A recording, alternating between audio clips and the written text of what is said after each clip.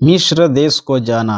उनके चले जाने के बाद प्रभु के एक दूत ने स्वप्न में यूसुफ को दिखाई देकर कहा, उठ, उस बालक को और उसकी माता को लेकर मिस्र देश को भाग जा, और जब तक मैं तुझसे न कहूँ तब तक वहीं रहना, क्योंकि हेरोदेस इस बालक को ढूंढने पर है कि उसे मरवा डाले। तब वो रात ही को उठकर बालक और उसकी माता को लेकर मिस्र को चल दिया और हेरोदेस के मरने तक वहीं रहा, इसलिए कि वह वचन जो प्रभु ने भविष्यवक्ता के द्वारा कहा था पूरा हो, मैंने अपने पुत्र को मिस्र से बुलाया।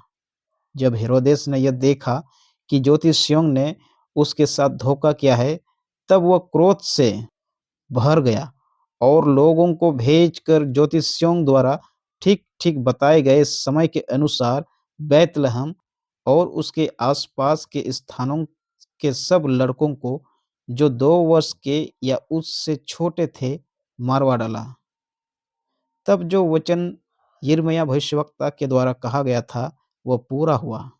रमा में एक करुण नाद सुनाई दिया, रोना और बड़ा विलाप।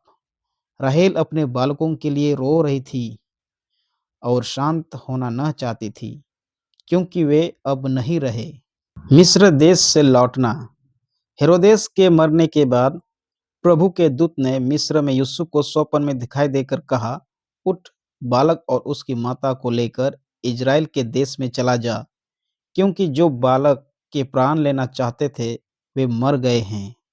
वह उठा और बालक और उसकी माता को साथ लेकर इजराइल के देश में आया।